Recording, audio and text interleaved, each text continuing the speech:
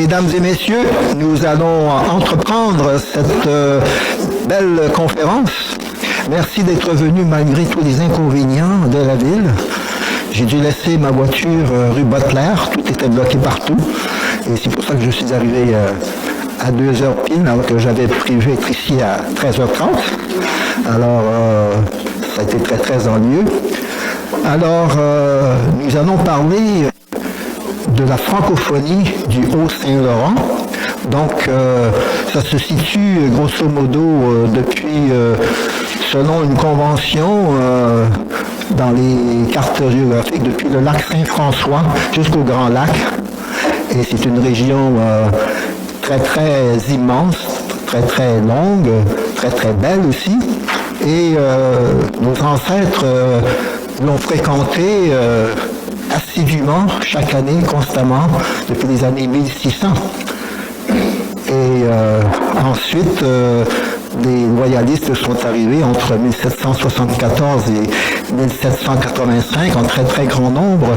Il en serait, selon les encyclopédies, resté 6000 à peu près en Ontario de ce côté-là, donc la région de Belleville notamment, et la baie de Quinte, qui est une très très très très belle ville, qui se trouve à être le chef-lieu d'un grand territoire autour de la baie de Quinte, qui à l'origine était une mission des pères jésuites. Et donc les jésuites avaient simplifié le nom. C'était Wendake Tekte et ça a été réduit à Quinte. Et donc, les jésuites ont été là très, très, très, très longtemps. Et Nicole, qui est une spécialiste, va nous parler de tout le reste. La conférence de cet après-midi s'inscrit dans le programme des célébrations des 165 ans de l'Institut canadien-français d'Ottawa. L'Institut a été créé en 1852, donc 15 ans avant l'adoption de la loi constitutionnelle de 1867, que nous appelions autrefois l'Acte de l'Amérique britannique du Nord. Et depuis l'adoption de la loi constitutionnelle de 1982, le Parlement a décidé d'appeler l'Acte de l'Amérique britannique du Nord loi constitutionnelle de 1863. Et nous combattons ici cette fausseté que diffusent les médias massivement. Non, le Canada n'a pas 150 ans cette année. Il a beaucoup plus que ça. Dire que le Canada n'a que 150 ans, c'est occulter tout le passé amérindien, c'est occulter le passé français, c'est occulter tout le travail des peuples qui sont venus après la reddition du Canada en 1763, par l'intermédiaire du traité de Paris.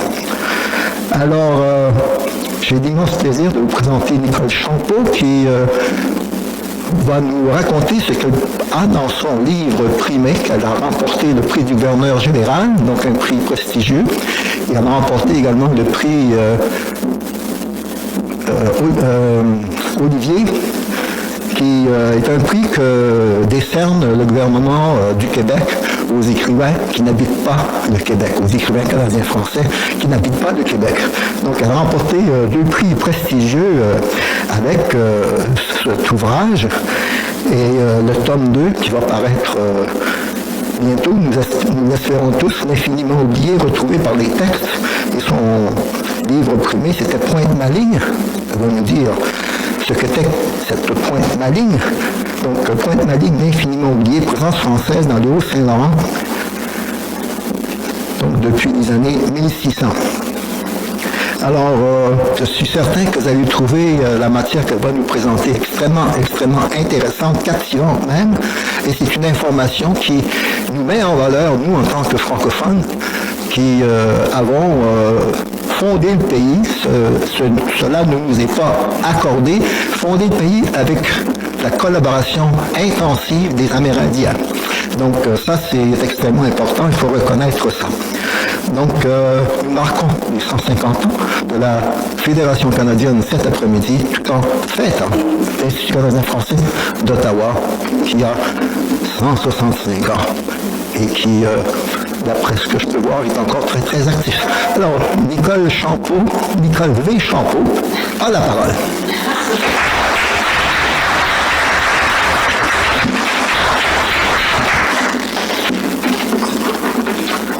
Alors merci Yves pour cette aimable présentation. Merci aussi à vous tous d'être venus.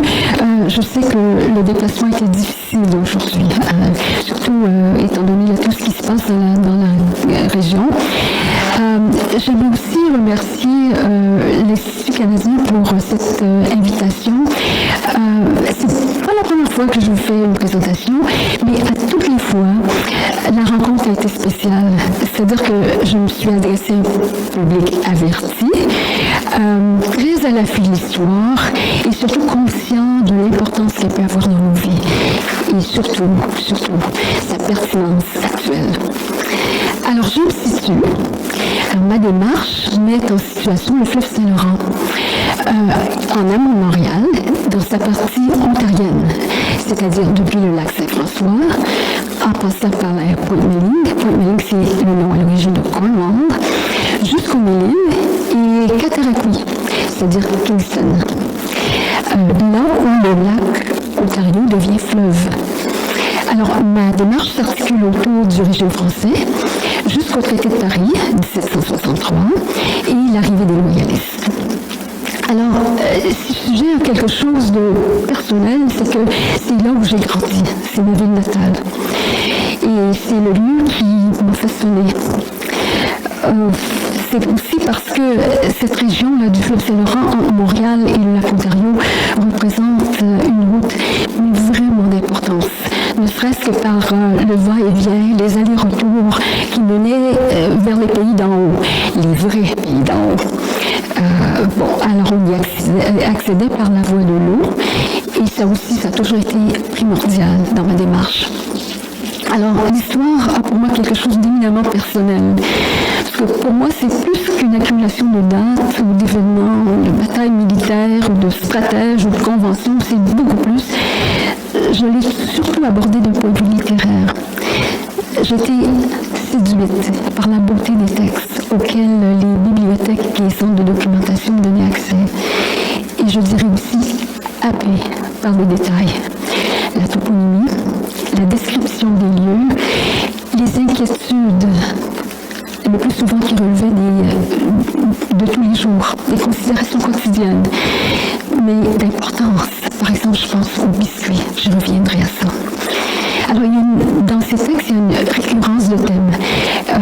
Les préoccupations, par exemple, des conditions de la météo, la difficulté du passage, la faim, la peur, la fatigue, l'inconnu, la crainte, mais réellement fondée, des Iroquois. Parce que la paix n'était jamais tout à fait acquise. Un rien et tout était recommencé. Alors, il s'agit pour moi de remonter le fleuve à son commencement, le lac Ontario, et de retrouver les personnages clés de ce régime français. Or, le fait français a été occulté de la région, étant donné la dominance anglaise après le traité de Paris. Sauf pour quelques noms qui ont été retenus, par exemple Moulinette, Milleroche, Cardinal, on retrouve presque plus rien, ou si peu, du fait français. En fait, on dirait qu'à partir de Montréal, le fleuve cesse d'exister. Il est comme désincarné. On n'en fait pratiquement jamais allusion, ni dans les livres, ni dans le documentaire, ni dans la poésie. Pourtant, on n'a pas tenu compte, justement, de cette signature bien française. Non seulement on n'en a pas tenu compte à Cornwall, Pointe-Méline, mais dans toute la trajectoire en amont. Et la sublime, vraiment, très belle nomenclature. Alors je tenais à aborder cette trame méconnue et oublier notre histoire.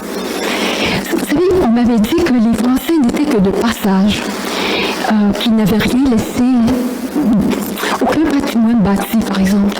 Et pourtant, moi, j'ai découvert la preuve contraire qui s'alourdissait au fil des ans. C'est que les Français avaient laissé des cartes, des textes, et peut-être même, je dirais, envers et contre tout, une présence réelle dans la psyché du fleuve. Elle est là. ne serait-ce que par les toponymes, ils sont beaux comme des poèmes. Et même si tout cela a été supprimé des cartes modernes, mon intention était de faire revivre tout cela, même momentanément. Bien sûr, il y a davantage, il y a toujours davantage. Alors j'ai écrit Pointe-Maligne, l'infiniment oublié, en réponse à des questions personnelles, oui, mais au fil des temps, puis des rencontres avec des auditoires de tous les milieux, de tous les âges, et suite à la publication d'un autre livre intitulé Mémoire des villages en multi, qui portait cette fois sur l'agrandissement de la voie maritime et le harnachement des rapides du Montsou, je me suis rendu compte que mes questions, ma démarche personnelle devenait collective.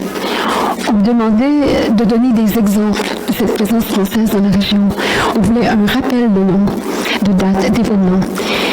Ces questions étaient probantes, mais je n'avais pas toujours des réponses précises à donner. Alors il m'a fallu chercher, fouiller, et j'ai trouvé des choses mais extraordinaires, bouleversantes, émouvantes, poignantes, qui auraient pu nous définir en tant que francophones. J'étais inspirée par un désir de savoir. C'était devenu une quête. Et c'est dans cet esprit de curiosité que je suis remontée à la source. Bien sûr, j'ai trouvé des ouvrages spécialisés qui rappellent des événements historiques, mais aucun d'eux n'avait encore fait une synthèse accessible au grand public. La documentation s'adressait surtout à un collectif érudit. Or, pour moi, ce n'était pas tant l'histoire qui m'interpellait qu'une soif personnelle d'en récupérer les traces. C'est celle-là qui me concernait. J'ai donc cherché, non pas en tant qu'historienne, mais en tant que personne qui avait connu les lieux. Les années de recherche m'ont d'ailleurs mené et permis de voir autrement les cartes, les choses, les textes. Et puis je vais vous confier quelque chose. J'ai dû moi-même, dans le passé, me réconcilier avec l'histoire. Parce qu'au départ, je veux dire que le sujet m'inquiétait, m'intimidait. C'est surtout la hantise de la question, en quelle année. J'ai toujours eu peur de me tromper, et cette peur existe encore. Elle ne me quittera jamais. Pourtant, les dates, voilà ce qui ramène sur cette ligne du temps. Alors, elles sont impérieuses, et périlleuses, oui, si l'on souhaite reconstruire. Elles sont inextricables des questions profondes. Qui sommes-nous? Qui sont ceux qui sont venus avant nous? D'où venaient-ils? Où allaient-ils? Quel était leur espoir? Qui sont ceux qui ont nommé l'Amérique? Alors, deux voies s'offraient, deux parcours, deux possibilités pour aller vers le pays d'en haut. Deux grands cours d'eau. La grande route, c'était la rivière des Outaouais, celle qu'empruntait Samuel de Champlain. Et il y a une route secondaire, celle du fleuve Saint-Laurent qui menait à Kingston, au Cataraqui, le lac Ontario. C'est la route accidentée où le voyageur devait mesurer pendant plus de 40 lieues à de nombreux rapides, y compris celui du Montsou. Mais attention, il ne s'agit pas du Lonceau d'Adam Dollard des Ormeaux, mais celui-là qui a fait partie de nos légendes, il n'y a pas si longtemps. Non, il y a une matière à confusion.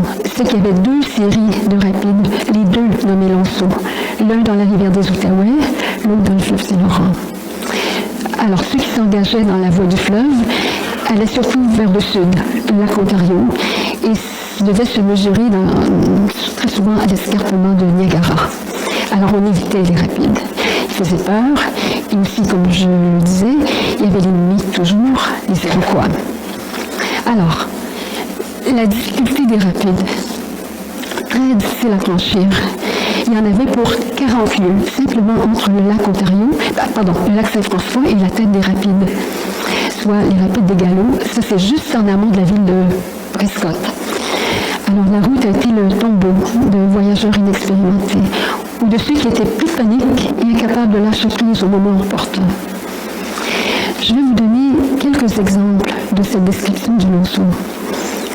Alors, le premier, c'est Rémi de Courcelles qui dit « On passa le Grand Saut, passage effroyable.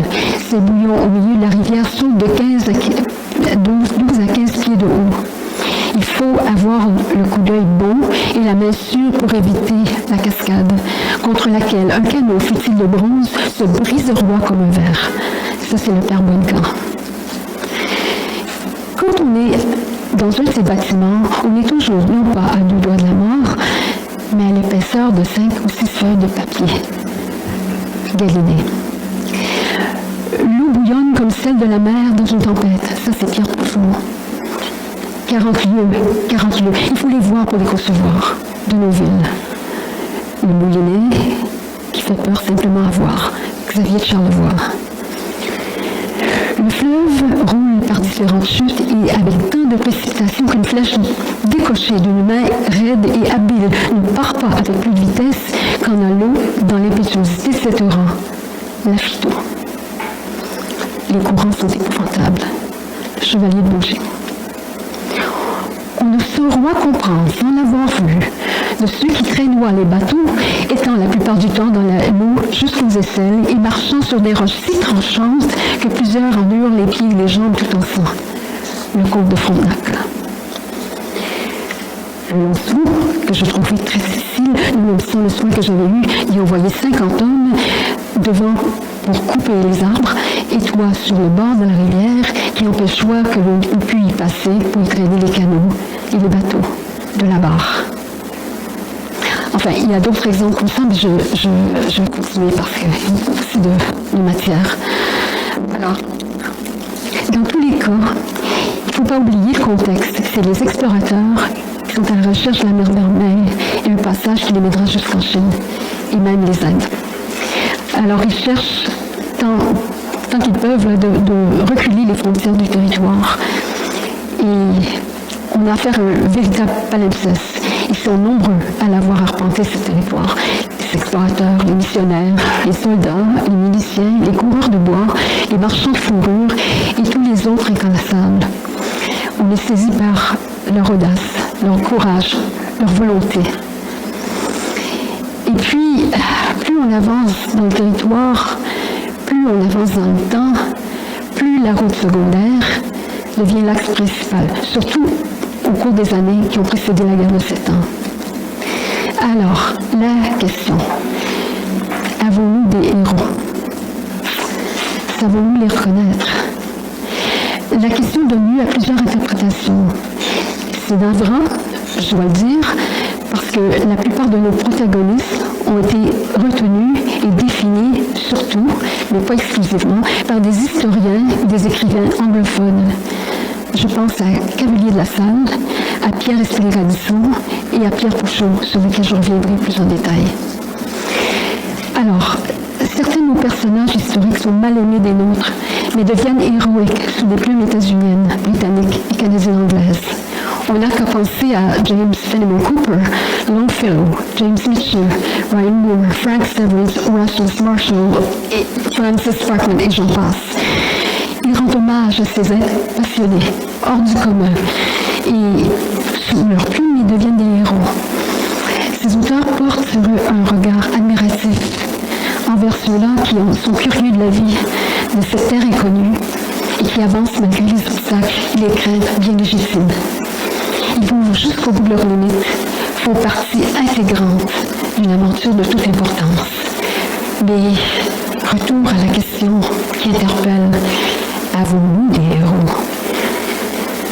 Si oui, serait-il important de les construire, de les reconstruire, plutôt même a posteriori? On dirait que la durée n'a pas aidé les nôtres. Les Américains, par exemple, sont beaucoup plus indulgents à l'égard des leurs. Ils passent par-dessus les défauts, bien qu'ils les reconnaissent, pour retenir principalement les aspects valeureux de ceux qui ont porté un idéal et fait avancer la marche de l'histoire. Ils s'attachent à ces hommes, leur donnent une portée mythique, tout en sachant qu'au-delà des fautes tragiques se cache un être, un exploit digne d'être reconnu. Par exemple, Davy Crockett, ce fameux fort à l'amour. Davy Crockett et ses hommes, ils sont tous morts, mais on reconnaît en eux une valeur intrinsèque.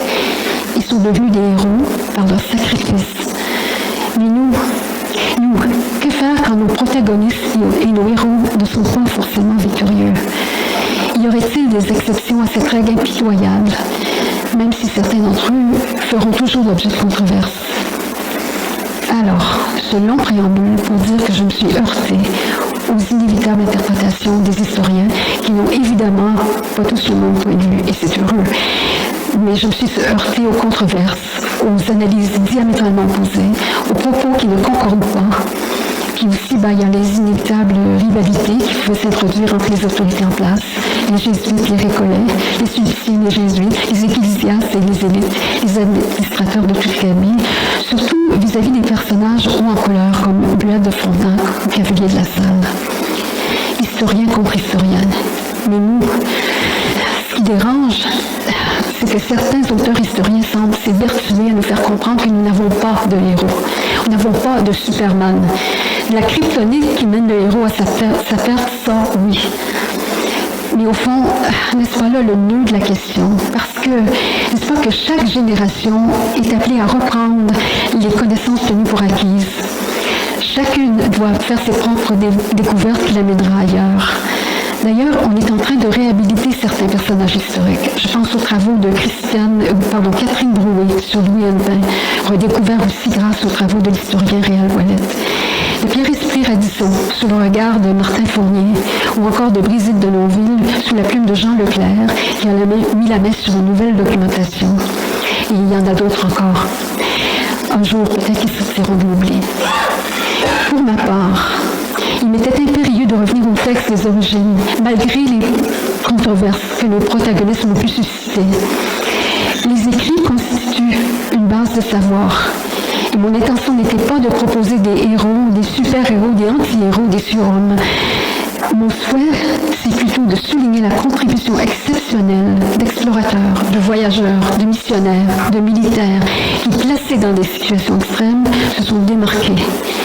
Ils nous ont laissé des écrits, un legs inestimable. Et c'est sur ce propos que portait Pointe-Maligne. Et c'est sur ce propos que portera Pointe-Maligne retrouvé par des textes.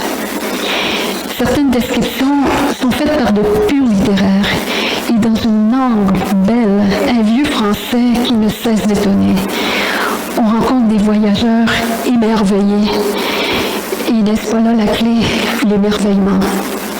Je dirais ici que nous sommes en pleine poésie de l'histoire. Pour vous donner un exemple de ces toponymes, je vous en citerai quelques-uns. Je vous dis, c'est de la poésie. Anse au corbeau, Pointe à la mort, île au bateau, Pointe de l'ivrogne, île aux deux têtes, Pointe aux chênes, Anse au gobelet, Pointe aux joncs, île aux cerfs, la belle chasse, Pointe aux herbes, île aux chats, le chenal écarté, Anse aux perches, Rigolet des mille roches, Pointe au tonneau, Anse du sable, île à l'enfant perdu, île Cauchois, île à la biche, île au cochon, Anse au corbeau, île à la cuisse, île à la forêt, Pointe à Cardinal, Pointe aux chênes, Pointe aux lièvres, île au citron, Pointe mouillée, île au galop, Pointe au pain, Pointe Sainte-Marie, les mille-îles, Pointe aux Iroquois, île au Monceau, Fort-Lévis, les galops, la galette. Et surtout, Pointe-Maligne, grande Pointe-Maligne, petite Pointe-Maligne, Pointe-Maudit, Pointe à la Maudite, Pointe-Molène, c'était selon l'auteur ou le cartographe. Pointe-Maligne, le lieu où se situe la ville de Cornwall, mais peu de mes compatriotes sont au courant même de ce fait. Par exemple, si on pose la question « Quel était le nom à l'origine de Cornwall ?» on répondra instantanément « Johnstown ». Mais rarement répondra-t-on « Pointe-Maligne ». Pourtant, on retrouve déjà un toponyme cité dans la rubrique, et là je cite « The Smith Canadian Gazetteer, Statistical and General Information respecting all parts of the Upper Province for Canada West », date de parution 1846. Alors on parle ensuite du 150e anniversaire du Canada. On repassera. Et je vais citer, parce que c'est en anglais, mais ça parle tout seul. The place, Cornwall, was formerly called by French inhabitants Pointe-Maligne, on account of the difficulty they experienced in ascending that portion of the river with their bateaux. Voilà. Moi sur là. Alors, retour à cette question épineuse et si chargée de sens. Qui sont ces protagonistes qui se sont illustrés dans les pays d'en haut. Et en quelles circonstances sont-ils faits? Sont-ils devenus des incontournables parce qu'ils ont établi des forts et des comptoirs, ou parce qu'ils ont été de bons stratèges, au point de forger des alliances là où on les croyait possibles? Avaient-ils été remarquables parce qu'ils s'étaient rendus là où personne ne l'avait encore fait? Avaient-ils découvert des terres inconnues, ou ainsi prolongé le territoire? Les admirait-on parce qu'ils étaient des êtres de première foi, parce qu'ils avaient entraîné d'autres dans leur suite? Pourquoi? Leur conviction, leur sens de l'action, leur passion, pourquoi? Alors en ce sens, Pointe-Maligne propose une trajectoire qui est historique, littéraire, mythologique, je dirais aussi onirique, par des auteurs dont voici quelques-uns qui ont laissé des traces tangibles et la preuve indéniable de la présence française dans ces lieux. Alors, j'irai par ordre chronologique. D'abord, les pères jésuites. Le père Dablon et Claude Chaumont. À noter que l'année de cette parution, c'est entre 1621 et 1637. C'est donc avant la ville de Montréal, la fondation de la ville de Montréal qui est en 1642. Alors on est déjà là, très loin dans l'histoire. Alors, j'ai retenu Dulce didem in forte, la douceur dans l'amertume. Alors voici le contexte. Le passage est rude. On se déplace très lentement dans la voie du Haut-Saint-Laurent. C'est laborieux.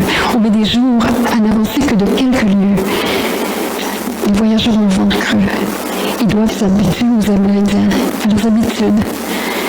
Oui, le ventre creux. Et je cite, ils passent quantité de rapide à force de rame. Et sur le soir, au lieu de nous reposer, ayant bien travaillé dans les courants qui s'étendent environ de 5 lieues, il nous fallut faire de guet et nous tenir sur nos gardes. Nous aperçûmes des Agnais, grands ennemis des Hurons, dont notre bande était en partie composée. Le lendemain, nous ne fîmes pas grand chemin pour des provisions manquant. Nos chasseurs et nos pêcheurs allaient chercher leur vie et la nôtre dans le bois et les rivières. Mais la chasse n'est pas bonne. Ils devront faire un repas d'une biche morte noyée qui sentait fort bien mal, comme ils disent.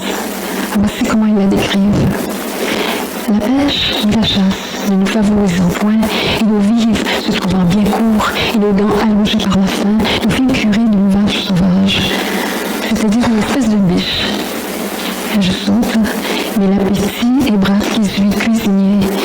Il se mit dans ce mets ni sel, ni poivre, ni clous de girofle, mais ils l'ont mangé. Et c'est pas tout. Ils sont pas au bout de leur peine. Les canaux se brisent. Ils doivent les réparer. Et, je cite, l'eau bouillonne et se présente d'une hauteur prodigieuse. Le danger est fort grand. Ils sont mouillés de grosses pluies. Mais ça fait partie du quotidien. Alors, toujours selon les relations des années, je sais que je devrais aller un petit peu plus vite. 1621 et 1637, il y a une autre relation. Et cette fois, on est témoin d'une situation vraiment déstabilisante. Alors, un des sauvages sort de son sommeil. Il est affolé, il tremble, il est agité. On croit d'abord qu'il saisit d'un malaise. Tous essaient de le rassurer, mais en vain. Le malade redouble de frénésie, si bien qu'on s'assure qu'aucun instrument tranchant ne soit à portée de main, de peur qu'il s'inflige des blessures. On prépare un remède, rien n'est fait. Le sauvage dit plutôt de l'offrir à l'enfant qu'il pointe au bout du doigt. Il s'agit d'une peau d'ours, rembourrée de paille. Alors on acquiesce quand même à sa demande et on verse la potion dans la gorge de l'animal empaillé. Au fil de l'exercice, on se rend bien compte qu'il s'agit d'un mal qui va passer, mais pour ce faire, tous doivent se plier à un comportement qu'ils jugent insensé, mais impérieux, c'est-à-dire qu'ils imiteront celui du malade.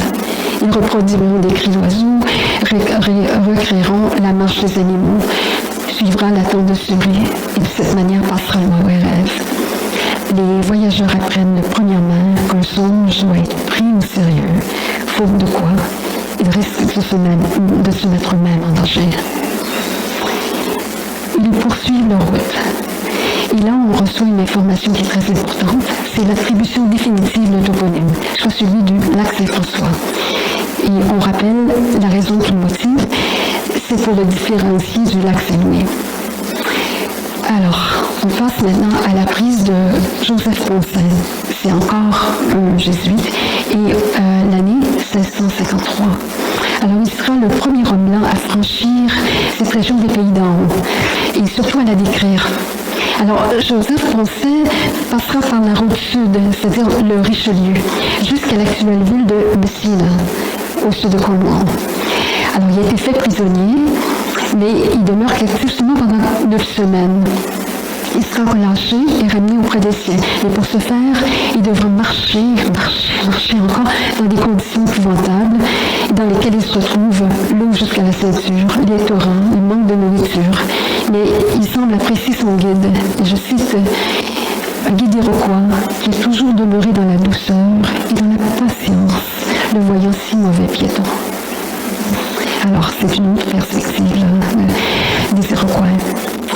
Alors, le père Simon Lemoine, il arrive lui en 1654 et cette fois il présente le lac Ontario, mais dans sa furie, sa rage, alors qu'avant on l'imaginait comme poli comme un verre. Alors c'est pas le cas là. Maintenant, Pierre Esprit Radisson. Ça, j'aimerais m'attarder parce qu'il y a tellement à dire sur Pierre Esprit Radisson. Alors, l'an, c'est 1657. D'abord, disons de lui que c'est un électron libre. Il conservera toujours son indépendance vis-à-vis de toutes les communautés dans lesquelles il évoluera par la suite. Il sera libre de toute coterie. Ce qui a surtout retenu mon attention, c'est le contexte du Haut-Saint-Laurent. Alors, il s'agit d'un voyage vers Onondaga. Alors, récit tout à fait hors norme, parce que c'est le récit d'un jeune homme qui a peur, une peur entièrement vraie. Mais il la reconnaît seulement après coup. C'est-à-dire qu'on peut parler ici d'un choc post-traumatique. Alors, remontons un peu la filière. Les événements que relate Radisson remontent à plusieurs années avant qu'il les consigne. Mais il aura donc pris un recul, ce qui permettra d'aborder autrement les origines du traumatisme premier, la captivité, l'adoption par une famille iroquoise, l'épreuve de la torture, ce qui n'est pas sans rappeler un processus d'initiation. Radisson aura laissé en tout 6 récits. L'écriture des 4 premiers remonte probablement à 1668 ou 1669, alors que la captivité a lieu en 1652. Alors, on se pose la question pourquoi, dans quel état d'esprit, pourquoi il a consigné ses mémoires et en anglais.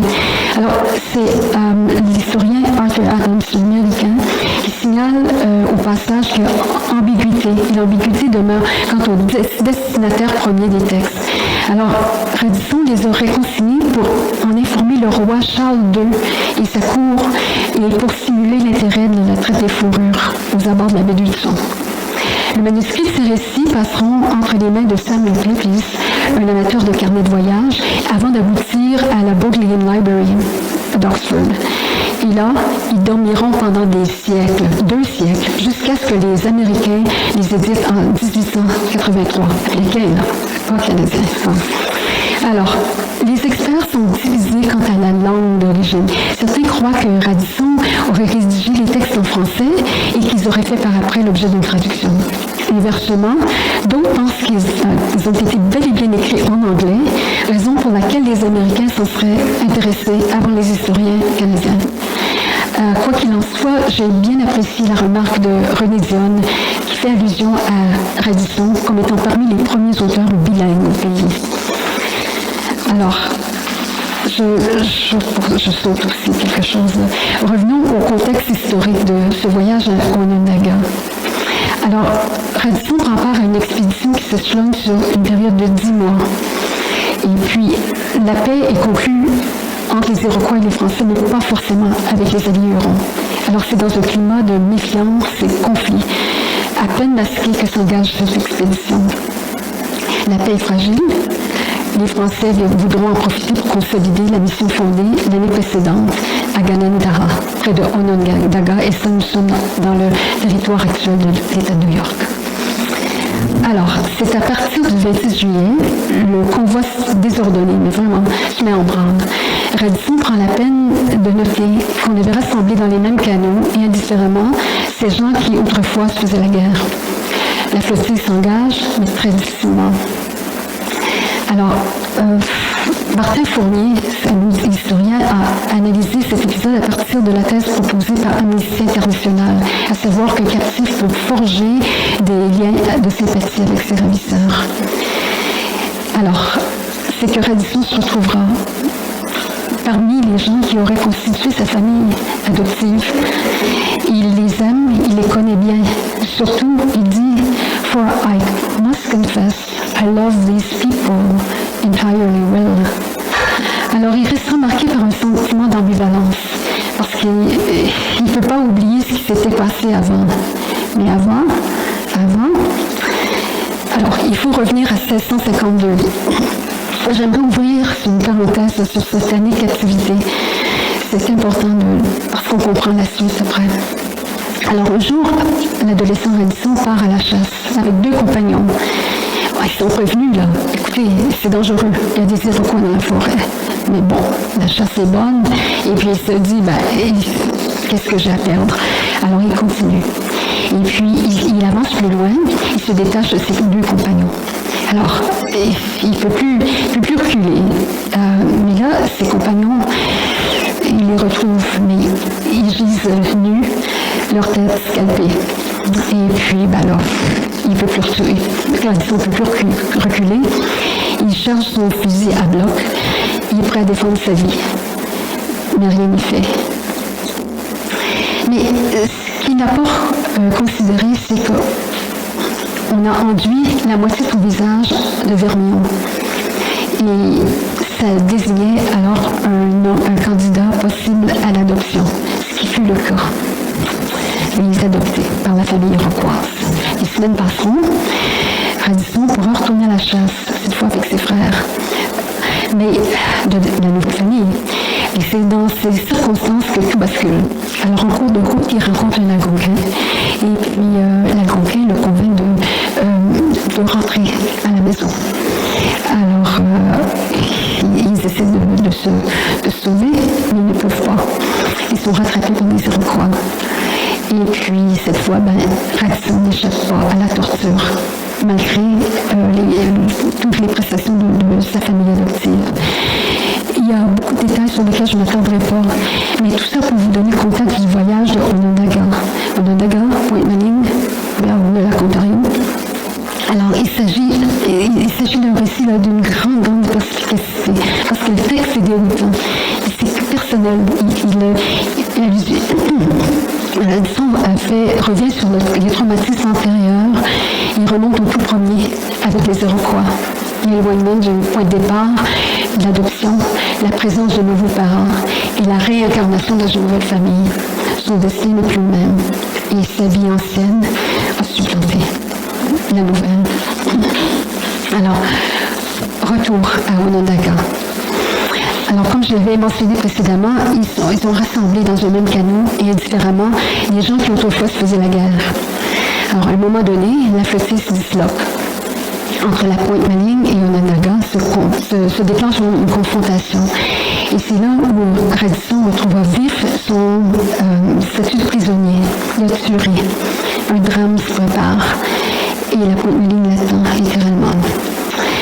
Et c'est précisément le lieu que l'on nommera plus tard l'île au massacre. Et au dire de l'historien Campeau, c'est l'île qu'enjambe le pont international de Cornwall. Alors, un Iroquois est tué, un Iroquois tue un Huron. Le Huron essaie bien de se défendre, mais ne peut pas. Alors, Radisson réprime un sentiment d'épouvante. Il reste muet, mais ses pieds sont couverts de sang. Alors, les Iroquois le rassurent et lui disent, écoute, on te veut le coup de mal, mais rien n'est fait. Radisson craint le pire. Et puis, effectivement, il y a raison de se méfier. Il y a vraiment un massacre. Et là, tous les Hurons y passent. Radisson relate comment le père c'est le father, et c'est Aragnou, ramène la paix. Mais la paix est vraiment fragile. Alors, Alors, c'est là où on assiste à des manifestations étranges. Quand la flottille reprend son cours, puis elle se sépare une fois de plus. On s'arrête pour la nuit. Et c'est là où il se passe des choses anormales. On avance dans le monde des spectres et de la supraconscience, des phénomènes qu'on ne peut pas expliquer, mais qui nous entraînent dans la profondeur, la psychologie des profondeurs plutôt. Je vous donne un exemple.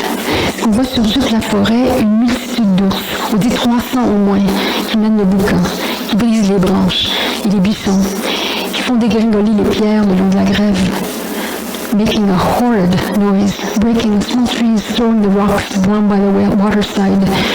Et c'est un comportement contre toute habitude. Alors, est-ce qu'on est vraiment dans la réalité ou dans une vision? Jamais de mémoire d'ancêtres avait-on vu un tel rassemblement, ni un tel comportement. Et ce n'est là qu'un exemple parmi tant d'autres. Allons plus avant dans ce voyage vers Onondaga. Cette fois, nous sommes en plein jour, et puis il n'y a plus d'équivoque possible. Alors, Radisson remarque des hiéroglyphes troublants, gravés dans l'écorce d'un arbre, le dessin de 6 hommes pendus, évidemment qui craignent pire. L'un de ces 6 hommes serait le père français. Un peu plus loin, une autre représentation de canot, portant 3 hommes. L'un d'eux brandit une hache et qui menace le second. Alors, encore là, les dessins n'ont rien de rassurant. Il y a tourmente. Radisson ne s'entend pas avec ses compagnons de canot. Et on ne comprend pas ses motivations. Est-ce qu'ils ont décidé de sa perte? Il fait chaud, il n'y a presque pas de vent. Radisson craint pour sa vie. L'Iroquois a remarqué un aigle et désire plus que tout s'emparer de ses plumes. Mais ça, Radisson ne sait pas. Alors, le sauvage épaule son fusil. Qui désire-t-il abattre? Ou plutôt... Alors, Radisson est inquiet. Il ne quitte pas des yeux. C'est une peur à peine dissipée parce que c'est l'aigle qui est visé. Et voici ce que Radisson nous dit de ça. My eyes nevertheless fold for fear. I see at last the truth of his design. He shoots and kills the eagle. Et c'est pas tout. On est toujours sans trace des Français. Alors, un Iroquois s'empare de son arme à feu. Et un deuxième des bagages de Radisson. Alors il est stupéfait, il ne sait plus. Il lui réclame aussi des fusils à poudre. Il ouvre son sac et commence à en partager le contenu. Plutôt que de se défendre, Radisson se soumet. Il est sidéré. Quelqu'un lui fait signe de sauter, mais il refuse évidemment. Alors, deuxième frayeur qu'il essaie de maîtriser, est-ce qu'il mourra noyé? La bouillonnante le confond. Il ne se rend pas compte que l'eau n'a que 2 pieds de profondeur et on l'exhorte à pêcher des moules. Et ça, il ne peut pas le savoir. Alors, retour vers la chaumière rassurante. C'est une femme qui a allumé le feu. On donne à Radisson un peu de viande et du bouillon. Et par après, on lui fait enlever sa chemise. Alors, un des Iroquois s'en revêt. Et puis, le deuxième s'empare de son couteau et coupe le fil de sa médaille qui pend au cou de Radisson. Et Radisson demande est-ce qu'on va l'égorger. Il n'en peut plus. I thought every foot he was to cut my throat. I could not bear it. I had rather die at once than be so often tormented. Le lendemain, Radisson se réveille confondu. Il se souvient de 2 détails pour le moins incongrus. Il faisait beau et son esprit était perturbé. Enfin, il ajoute « We left this place which feared me the most. The hurt was done. » Ainsi, les mémoires de sa captivité.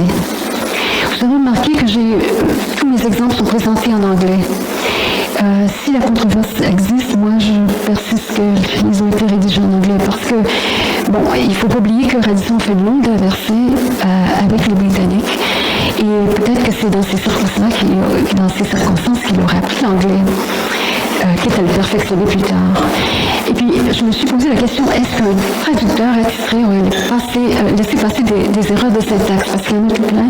Et pire, des mots tels Orignac pour orignal, Lansing pour cotillon, Packets pour paquet, Casters, beavers, Portage, shared.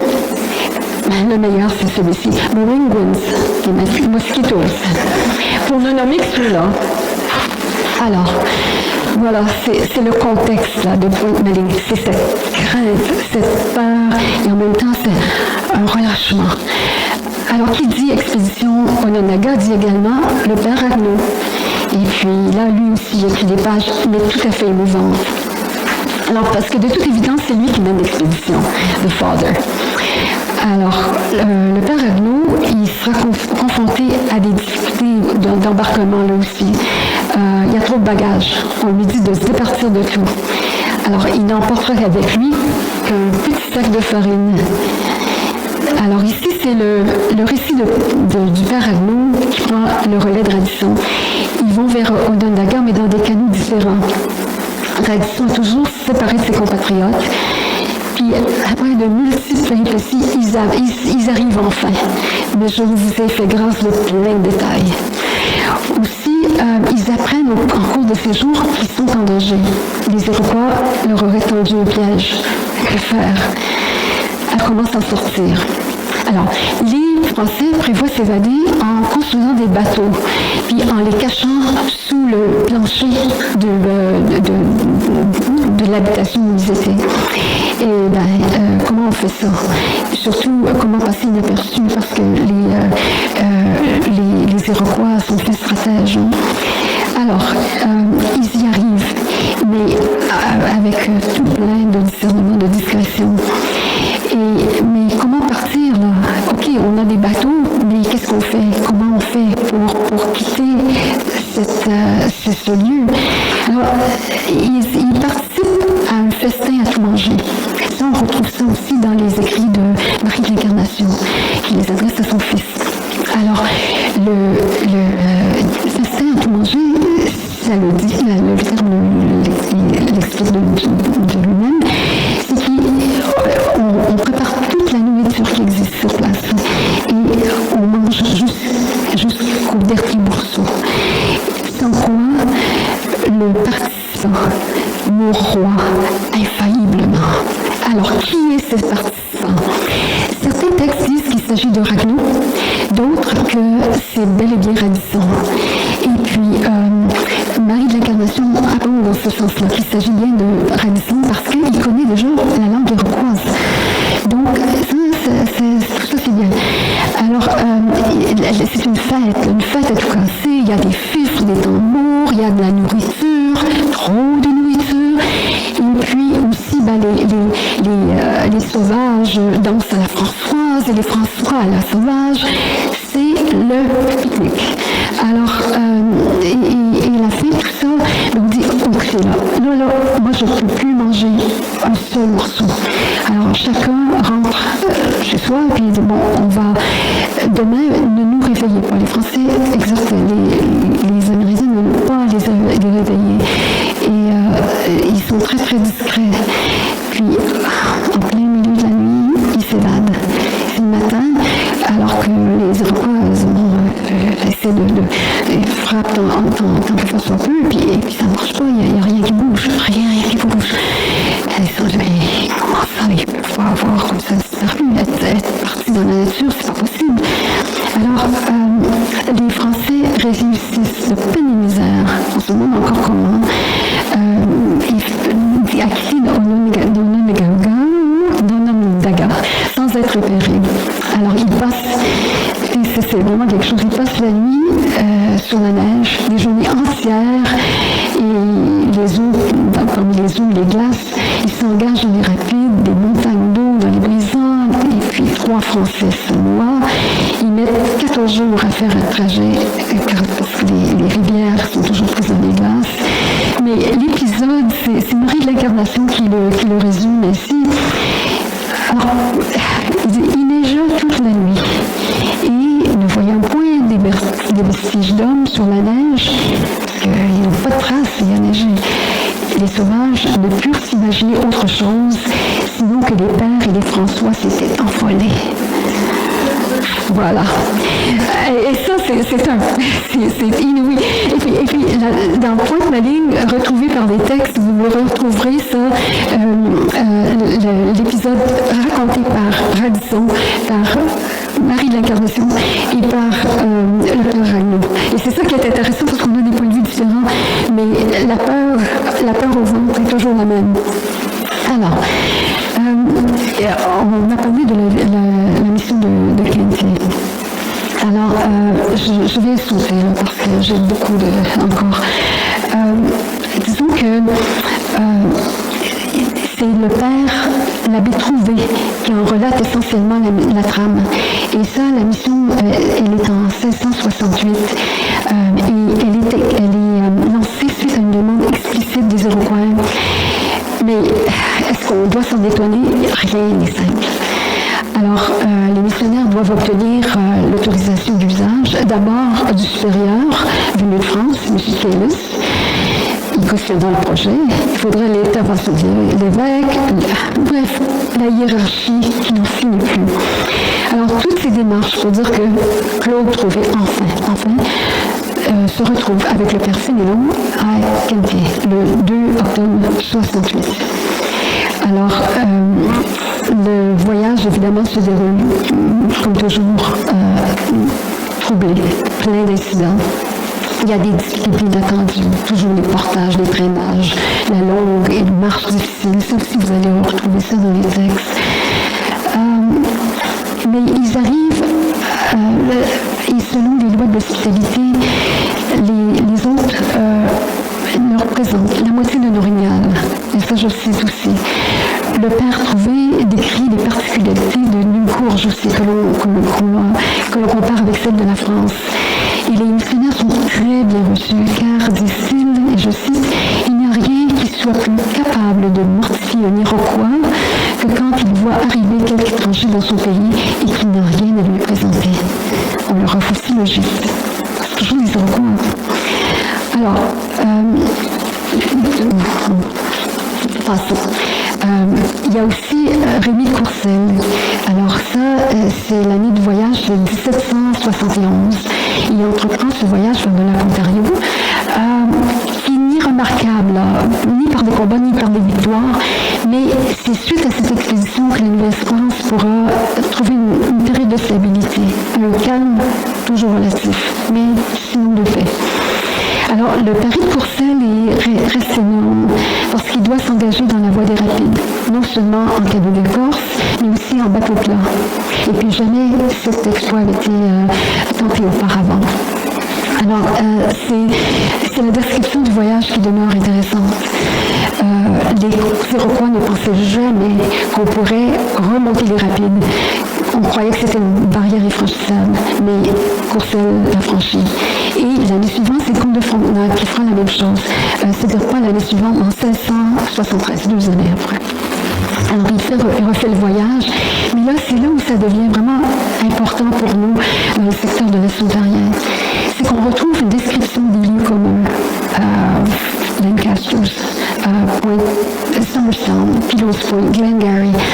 Et puis on peut imaginer alors les lieux à l'époque de la Nouvelle-France, alors que les terres n'étaient qu'une vaste étendue et il n'y avait pas d'autre chemin autre que celui de la voie fluviale. Alors, combien de fois on m'a demandé de relire ce passage parce que c'est chez nous, et c'était une première fois qu'on pouvait lire quelque chose qui s'adressait à nous. Alors, je veux dire que malheureusement, les historiens ne s'en rendent pas toujours quant à la place de Frontenac. Pour certains, c'est un héros, celui qui contribuera à instaurer la paix de 1701, celui qui sera à 2 reprises gouverneur général de la colonie. Et bon, il y a toujours ces rivalités entre les jésuites, les sulpiciens, entre aussi les dirigeants. Alors, voici ce qu'un historien voit en Frontenac. Il dit que c'est par vanité qu'il paralyse toute l'administration. Et il écrit les lignes suivantes. Sans refuser au personnage de la couleur, du panache et le sens des attitudes dramatiques, on reconnaît bien que sa contribution au bien-être de Niagara, du Canada, je suis dans l'autre texte évidemment, demeure négligeable. Outre que, par vanité, il paralyse l'administration en cherchant constamment querelle aux intendants. Il cause des ennuis répétés à Monseigneur de Laval et à Monseigneur de Saint-Vallier. Il gêne les travaux missionnaires, il poursuit que poursuivent les jésuites. Alors, on dit qu'il est calomnié. Il s'agit là d'un point de vue. On peut certainement ne pas être d'accord. Mais disons qu'une chose, le récit du comte de Frontenac a bel et bien, et admirablement bien même traversé le temps.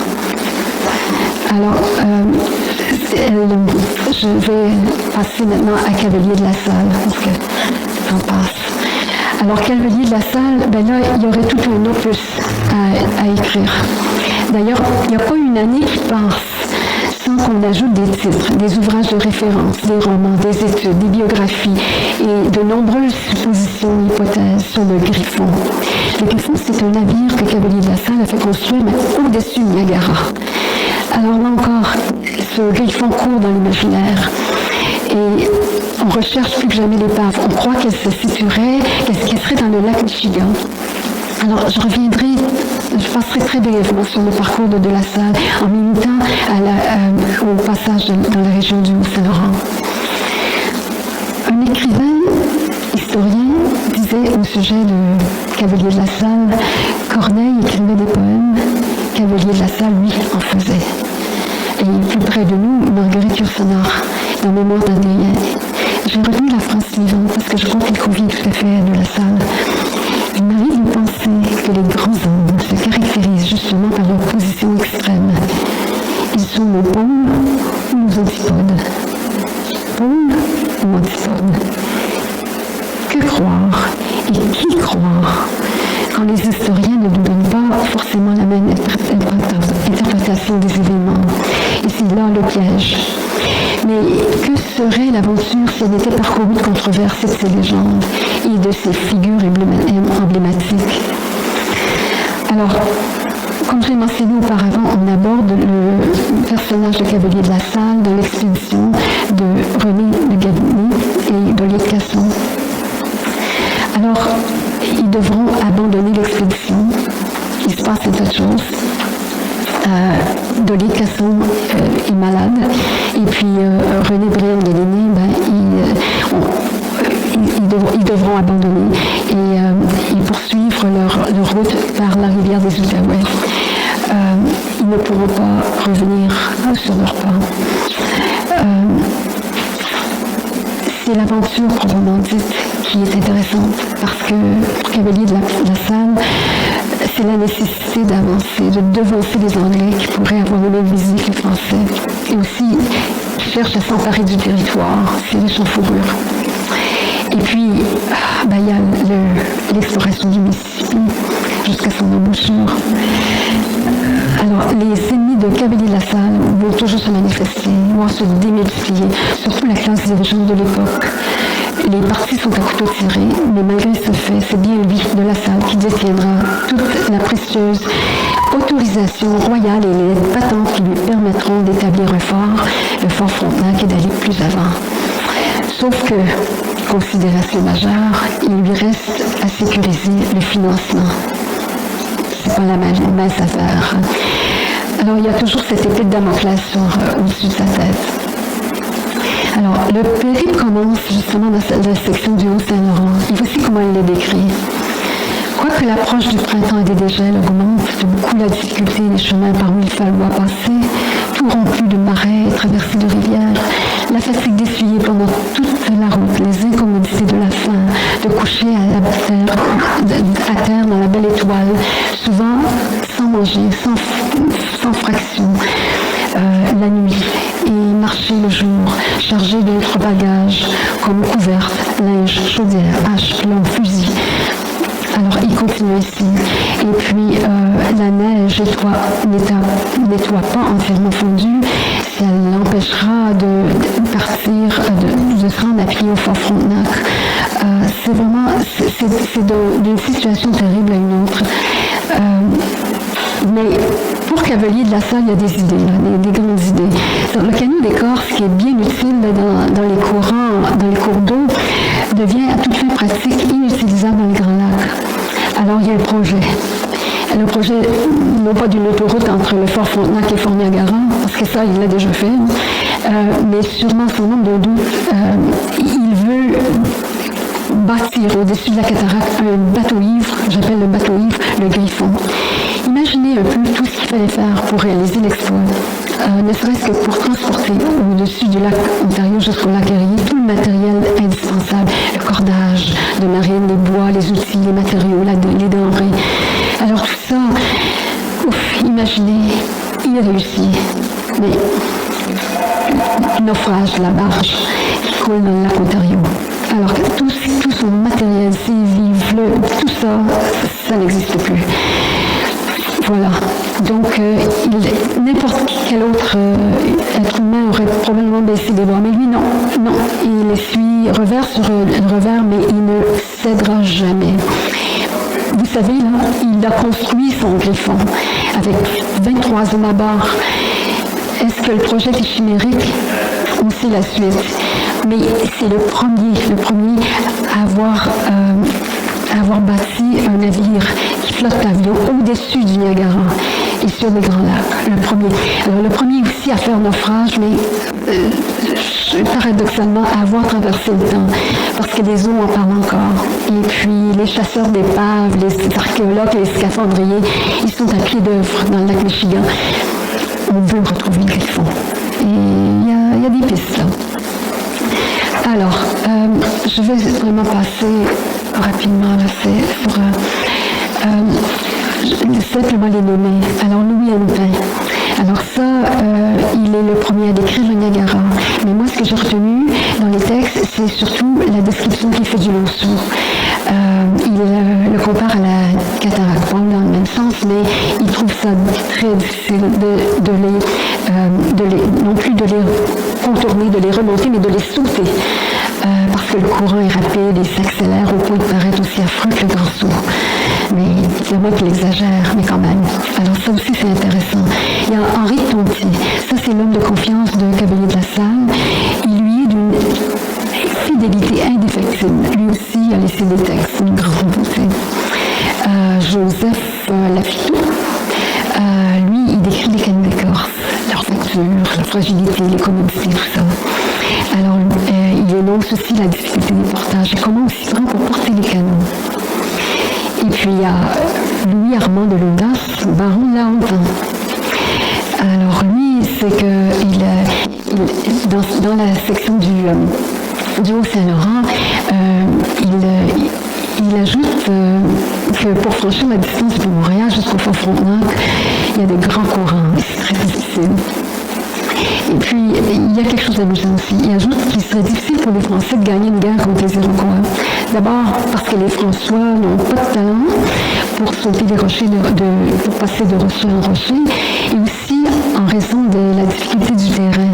Et je cite, le Canada étant une vaste forêt, il en arrive à la conclusion que 50 Iroquois pourraient aisément arrêter 500 François sans armes, sans autre arme que des cailloux. Alors, il y a aussi François Piquet. C'est qui connaît le nom François Piquet? Pourtant, il est d'importance dans les pays d'en haut. C'est que le roi avait découragé Concession au-delà de Montréal, pour la simple raison que le dispersement n'aurait pas permis à la population de se prêter mutuellement secours en cas d'attaque ou de danger. Alors, le roi préconisait surtout le peuplement en aval, mais il y a toujours des exceptions à la règle. Et François Piquet obtient du roi la permission d'établir un fort et une mission. Et ça, c'est en 1749. Il forge une nouvelle alliance avec les Iroquois. Il est très, très habile en ce sens. Et puis, il bâtit un fort, puis la sortie d'un commandement, un magasin. Le fort est situé à Ogdensburg. Ça, c'est juste en face de la ville de Prescott. Puis, au cours de la guerre de 7 ans, la présentation deviendra un centre vraiment névralgique. Je reviendrai un peu plus tard. Il y a le père Bonnecan. Alors, là, lui, moi, ce que j'ai aimé, c'est 1749, c'est de voir la transition, les différentes typographies. Puis c'est pas négligeable, hein. Les V, les U, les F allongés, tout ça, ça s'est modernisé. Et puis toujours les mêmes descriptions des canaux qui sont maltraités dans les rochers. Et puis, bon, il faut qu'ils raccommodent leur pointe, et puis c'est là où la brigade sera en visite chez l'abbé Piquet. Il y a d'autres auteurs aussi. Le neveu de Jacques Cartier, dans une lettre qui remonte à 1587 qui porte la signature de Jacques Noël. Alors, elle est adressée à M. Grote. Il fait d'un grand lac, il fait état d'un grand lac au-dessus du Sceau. Et ça, c'est la première fois qu'il en est question. Il y a Claude Chauchetière, il écrit une lettre à son frère. Puis c'est touchant cette lettre, parce qu'il transmet des nouvelles du pays des Iroquois. Il apprend que la misère sévit dans la mère patrie. Mais il rassure son frère sur sa propre situation en Canada. Il dit qu'il y a de très bons fruits, des pêches, des fruits, des pommes sauvages. Et même, il a vu une rareté dans le jardin, un lys blanc. Il donne aussi des indications mathématiques sur une éclipse lunaire. Il se demande enfin, va-t-on se souvenir de moi? Il croit avoir été oublié. Le père Simon Lemoine, alors lui s'engage encore là dans la portion agitée du fleuve, mais ça remarque sur la région des Mélilles. Il dit, il s'émerveille devant des grands arbres qui peuvent trouver racine parmi des rochers. C'est inouï, on a rarement vu ça de cette manière-là, et aussi en toute saison. Alors, le père Bechefer, ça, moi, je l'ai trouvé amusant, parce qu'il rapporte des souvenirs de voyage. Alors, il envoie chez lui des ouragans. Les ouragans sont des paniers d'écorce, des cuillères de bois, des graines de melon, et puis avec la précision qu'il ne faut pas les planter sitôt que les autres. Et puis des graines de citrouille, des noix des Illinois, des écorces figurées dans les dents, un poignard en pierre, un autre plus petit. Il prend soin d'ajouter qu'il manque un manche, mais c'est pas grave, ça peut être préparé assez facilement. Et il y a le père François de Salignac-Fénélon, c'est un sulpicien suisse.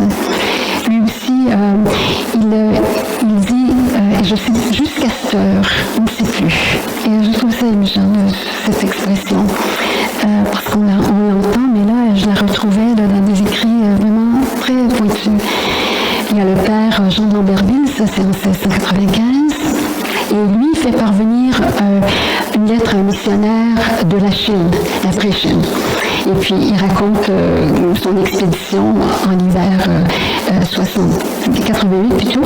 Et puis il est passé à un cheveu de la mort. Et comment les troupes ont dû marcher pendant plus de 25 lieues sur les glaces et les neiges, encombrer tous leurs bagages, et de peur d'être prisonnier des Iroquois. Puis il y a le père Mo, la Compagnie de Jésus. Alors, c'est la lettre dans laquelle il a peur qu'elle ne se rende pas à destination. Il dit proprement qu'il y a 2 saisons au Canada, l'hiver et l'été. Il avait bien raison. Et que les hivers sont plus courts dans les pays d'en haut qu'à Québec. Mais il affirme surtout que ce qu'on dit au sujet des Iroquois n'est pas toujours fondé. Il ajoute, ce ne sont pas des hommes affreux, bien au contraire. Et puis il s'attarde sur la beauté, la musicalité de leur chant. Il dit, ni cordeliers, ni religieuses n'ont jamais si bien chanté que nos Iroquois et nos Iroquoises. Ils louent le thème exquis de leur voix, douce et pleine, et surtout remarquent la justesse. Ils ont l'oreille si fine qu'il ne manque pas une demi-note.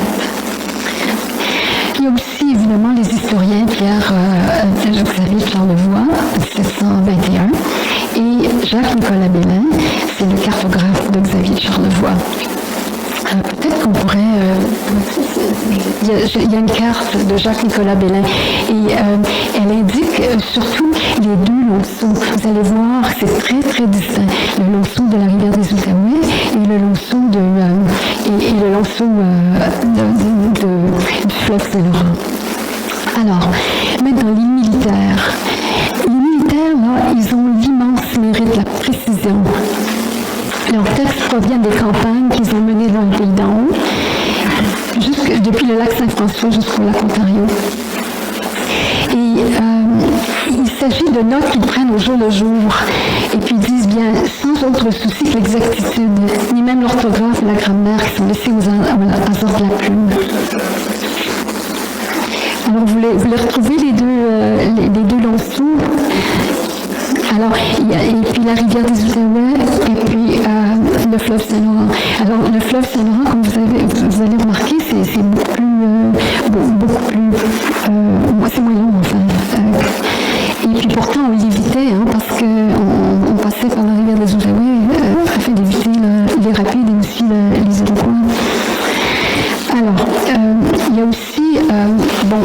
vie militaire, je vais passer assez rapidement. C'est Joseph-Antoine de la Barre. Alors ça, lui, c'est un fiasco total. Il fait il dépêche des hommes pour couper les arbres qui obstruent le parcours. L'eau est grasse et grosse, les écueils sont multiples, les passages ardus. Et puis le roi lui a dit, bon, si vous devez livrer une guerre contre les Iroquois, assurez-vous de la gagner.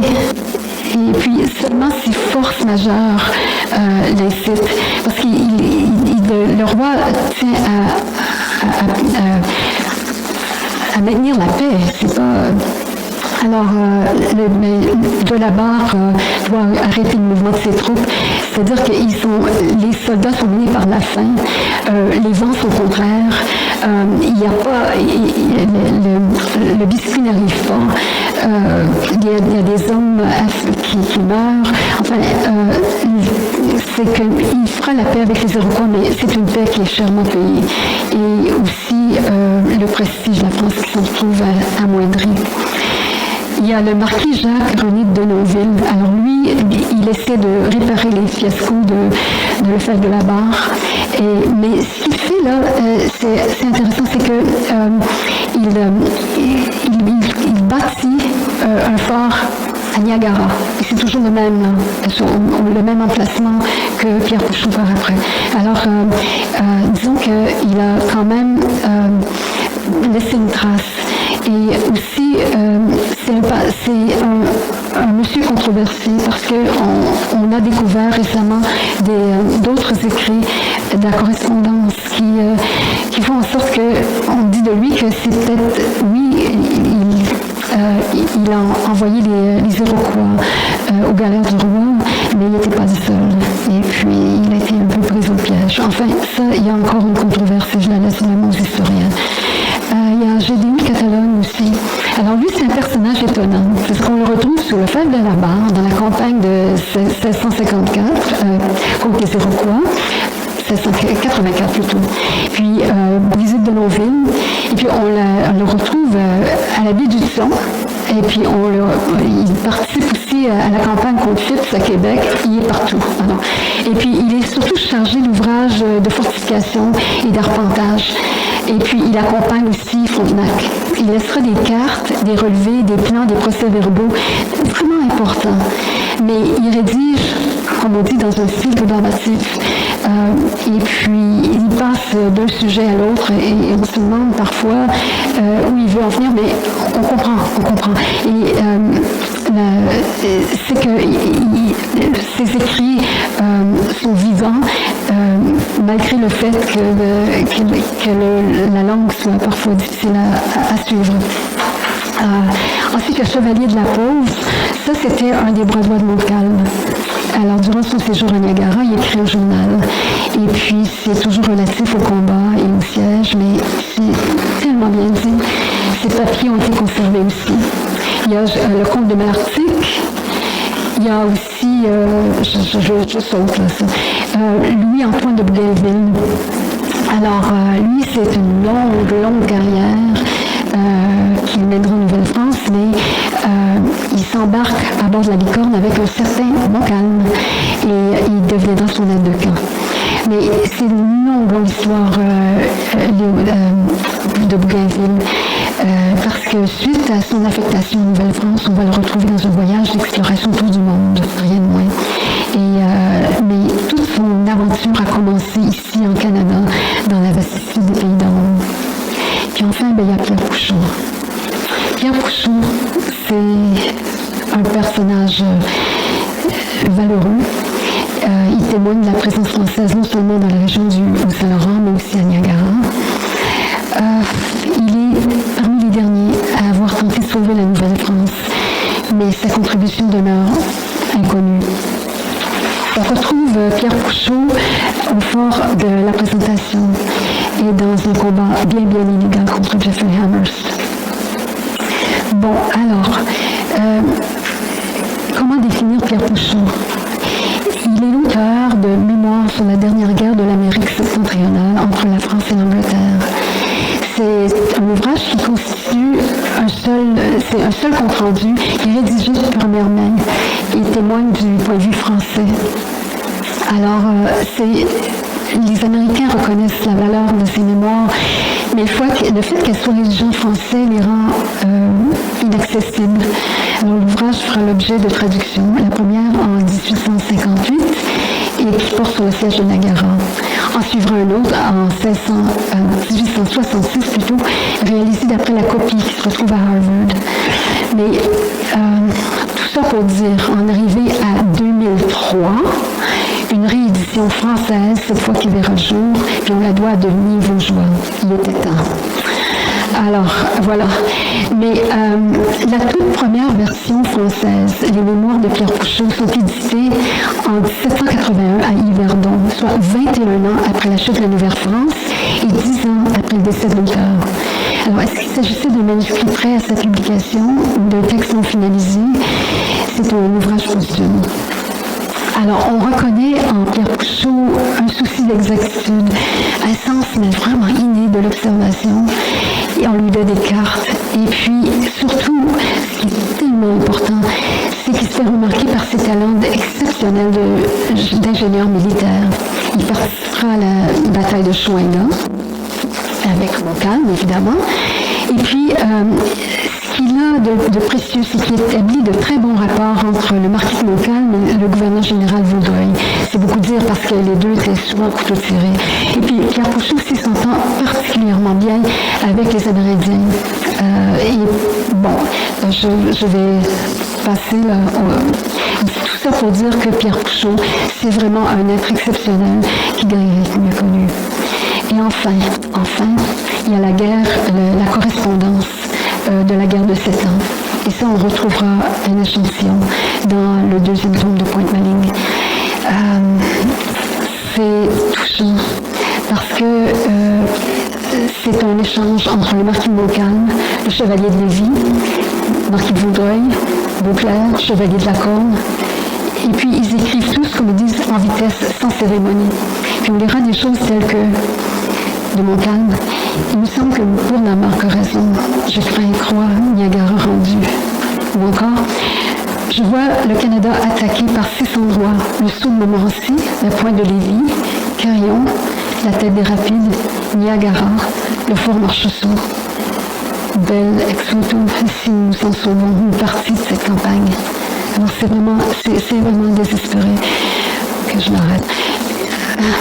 Que dire en guise de conclusion, sinon qu'on a une histoire qui est belle, profonde, chavirante, peu connue, et c'est la nôtre. Elle mériterait davantage, surtout, d'être approfondie en cette année de soi-disant anniversaire. C'est une route secondaire qui, au fil du temps, est devenue la porte ouest, la route principale, parce qu'au cours de la guerre de 7 ans, c'est celle-là qu'on a empruntée et c'est celle-là qu'on a essayé de défendre. Je ne vous ai pas donné tous les détails, mais Pierre Pouchot s'est battu, c'était des milliers d'hommes contre une poignée de soldats. Ils ont tout fait, mais évidemment, ils ne pouvaient pas gagner, c'est pas possible. Seulement, il n'a pas eu droit aux honneurs de la guerre, et ça l'a marqué profondément. Il dit, je n'avais pas mérité les boulettes rouges. Mais Hammer, ça fait en sorte que non, il n'y avait pas de aux honneurs de la guerre. Et ça l'a beaucoup blessé. Il en parle. Et ces mémoires témoignent aussi d'un homme qui a voulu réhabiliter tout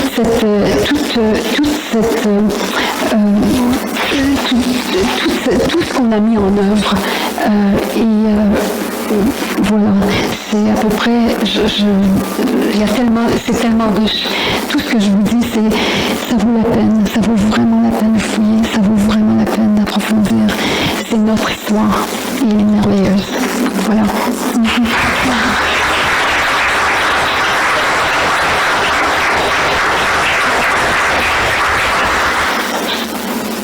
Bien, merci beaucoup, Nicole Champeau, de cet exposé magistral sur la francophonie depuis les années 1600.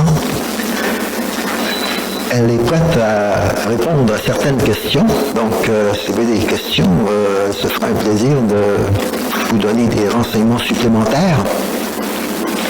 Oui, M. Barrette. Oui, d'abord, j'ai adoré votre livre.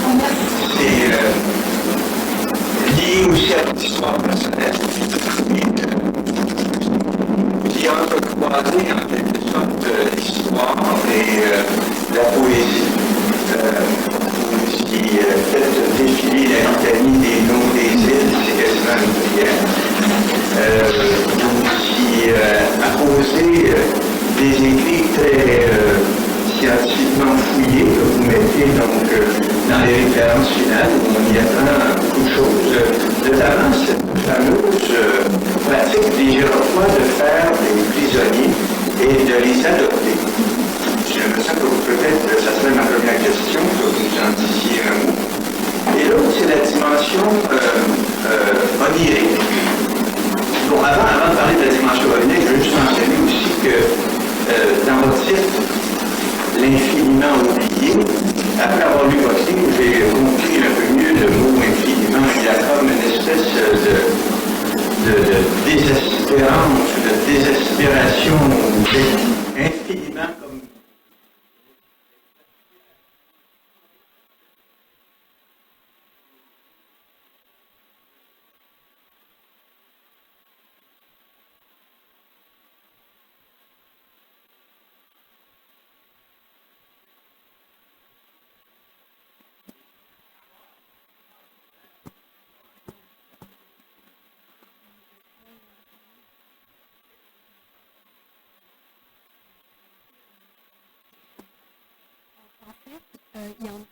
Martin Fournier en a fait 3 volumes qui ils sont destinés aux enfants, à un public d'adolescents.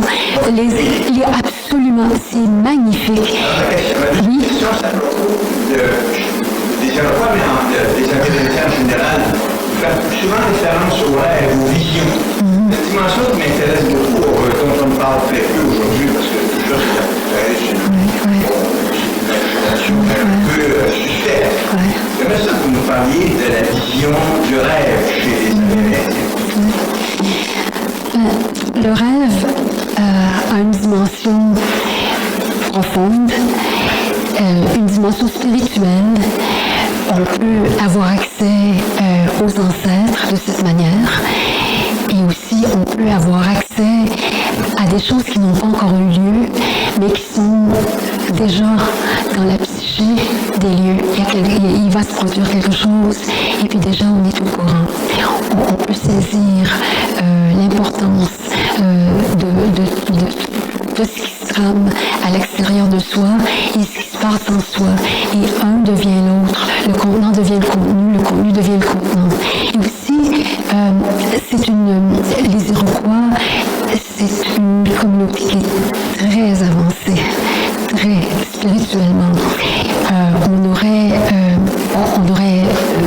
avantage de les connaître, à mieux les connaître, mais je crois qu'il y a une dimension qu'ils ne veulent pas nous révéler, qu'elle reste vraiment dans cette tradition orale et spirituelle. Mais il y avait une crainte aussi que le dormeur puisse se séparer de son corps, voyager, et la crainte sublime, là, c'était de ne pas pouvoir le regagner, qu'il y a quelqu'un qui s'en soit emparé entre-temps et d'errer indéfiniment. Alors, il y a cette crainte et en même temps, on le souhaite.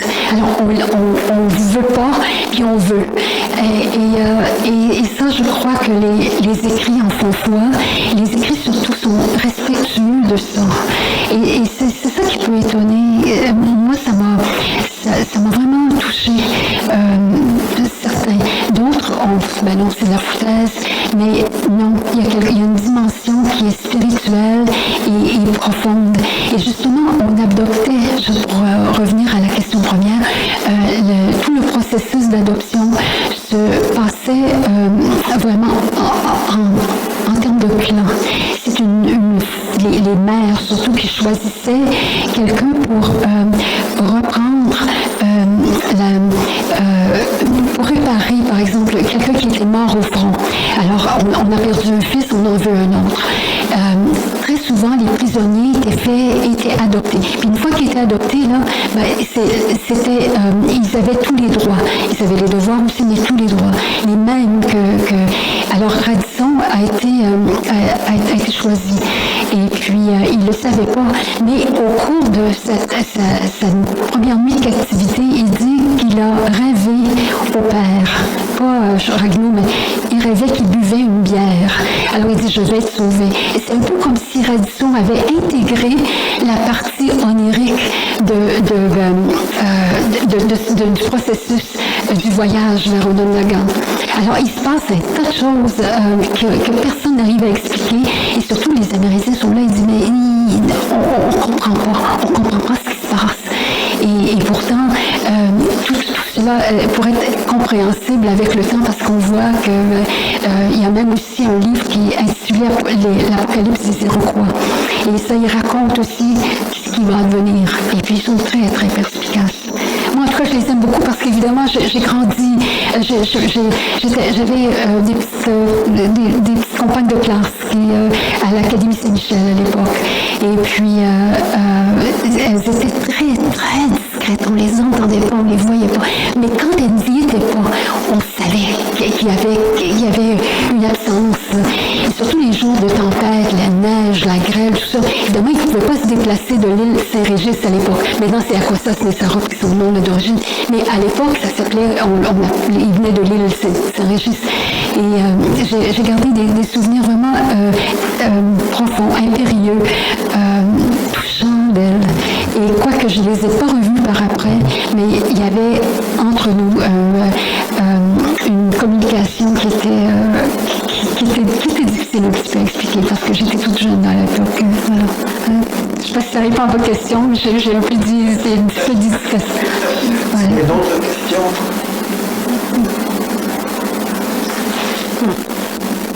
Merci beaucoup. Vous savez que dans le Haut-Saint-Laurent, nous avons eu la toute première femme d'affaires francophone, Madeleine de Roibon d'Allonne, qui était l'amie de cœur de René Robert Cavalier de la Salle. Et elle s'était établie, oui, je comprends, elle s'était établie à proximité du fort Frontenac, qu'on a appelé fort Cataraqui, avant de l'appeler fort Frontenac. Et Cataraqui, si la traduction du mot vous intéresse, ça veut dire terre de glaise émergée. Alors, c'était très, très important de donner des noms très, très évocateurs des réalités. Alors, je tiens à remercier évidemment André Lajoie, directeur des activités culturelles, qui a organisé, comment dirais-je, cette séance, qui a enregistré tout et tout. Et merci aussi à l'Association des auteurs et auteurs de l'Ontario français de son appui. Merci à l'Institut canadien français qui nous a accueillis dans sa belle salle. Et merci à vous tous d'être venus. Et il y aura d'autres activités pour célébrer les 165 ans de l'Institut canadien français. Il y en aura d'autres. Vous serez invités en temps et lieu, mais il y en aura au cours de l'automne prochain également. Et puis le 6 août, en plus des autres activités qu'il y aura pour la Saint-Jean-Baptiste et ainsi de suite, il y aura le 6 août le Carrefour des écrivains que nous allons tenir encore une fois rue York ici. En principe, la ville veut nous déplacer cette année, mais on va essayer de reprendre les 5 abris qu'il y a sur le trottoir ici. Alors, merci beaucoup. Vous pouvez rester autour pour fraterniser si vous le voulez. On a un charmant monsieur qui s'occupe du bar là-bas et il peut vous faire de beaux sourires et vous servir de bien bonnes choses. Et puis, bien, merci. À la prochaine. Oui. Une question qu'on est encore très très habité par les personnages. Il y aura un tome 2. Oui, on l'espère. Comment tu sens que tu as terminé justement le livre? Parce que c'est très ému quand vous parlez de certains personnages. Le dernier, on est Pierre Foucault, oui. Ben, c'est difficile de répondre à la question parce que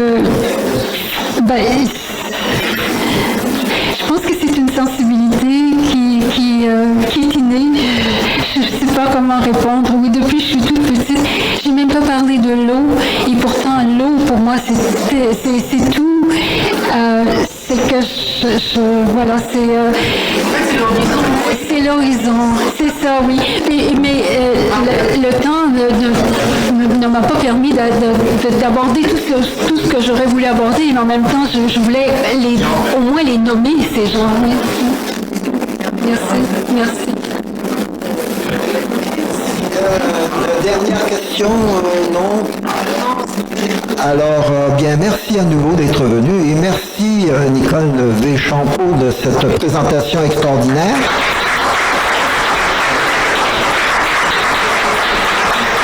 Alors, vous comprenez pourquoi elle a remporté le prix du gouverneur général pour son tome 1. Et je suis certain que son tome 2 aura autant de gloire que le premier.